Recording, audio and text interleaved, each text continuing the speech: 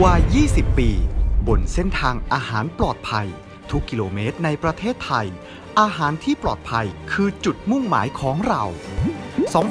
2539 จัดตั้งศูนย์โมบายยูนิต 13 แห่งทั่วประเทศ 2545 น้ำบริโภค 2547 สารปนเปื้อนในอาหาร 2549 หน่อไม้ปี๊บ 2550 นมโรงเรียน 2554 ฉลากโภชนาการแบบ GDA และไอโอดีน 2555 น้ำมันท่อซ้ำ น้ำตู้หยอดเหรียญ และ Primary GMP 2559 Healthier Choice ปัจจุบันหน่วยเคลื่อนที่เพื่อความปลอดภัยด้านอาหารมีรถโมบายยูนิตประจำ 12 ศูนย์ทั่วประเทศ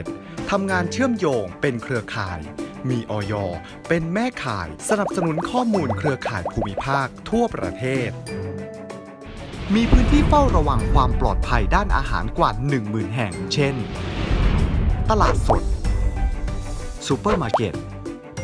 ชุมชนร้านขายของร้านอาหารสถานศึกษาราชการศาสนสถานตลาดนัดและงานเทศกาลหาบเร่แผงลอยหน่วยเคลื่อนที่เพื่อความปลอดภัยด้านอาหารจึงเป็นเครื่องมือหรือกลไกที่สำคัญยิ่งของผู้บริหารและผู้เกี่ยวข้องในทุกภาคส่วนโดยเฉพาะในส่วนภูมิภาคและท้องถิ่นที่มีส่วนร่วมในการตัดสินใจ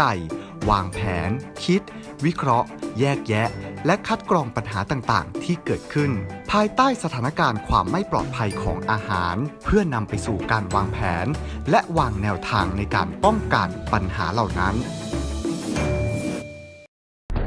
หน่วยเคลื่อนที่เพื่อความปลอดภัยด้านอาหารมีภารกิจหลัก 3 ด้านที่เกิดขึ้นเพื่อพัฒนาสถานที่ผลิตแหล่งจำหน่ายอาหารที่มีขึ้นทั่วประเทศไทย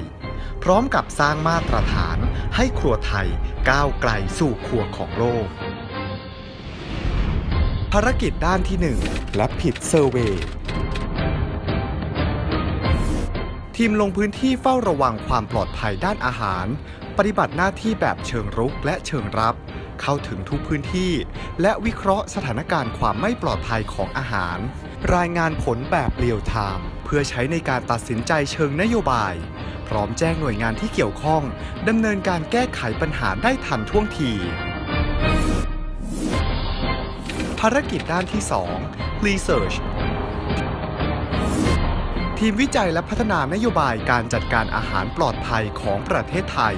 ร่วมกับภาคีเครือข่ายทั้งภาครัฐภาคเอกชนเพื่อยกระดับและส่งเสริมพัฒนาผู้ประกอบการ OTOP และ SME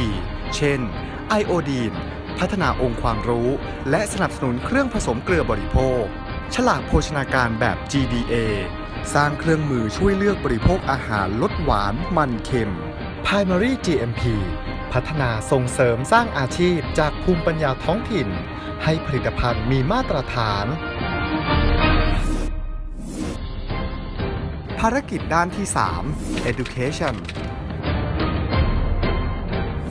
ทีมประชาสัมพันธ์และให้ความรู้แก่ผู้บริโภคเข้าถึงทุกกลุ่มวัยครอบคลุมทุกพื้นที่ทั้งสถานศึกษา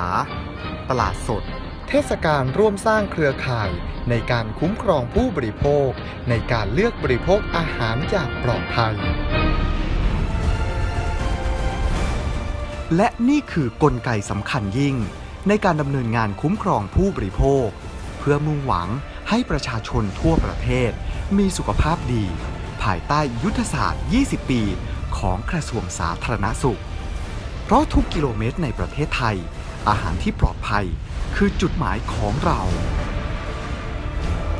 หน่วยเคลื่อนที่เพื่อความปลอดภัยด้านอาหารโมบายยูนิต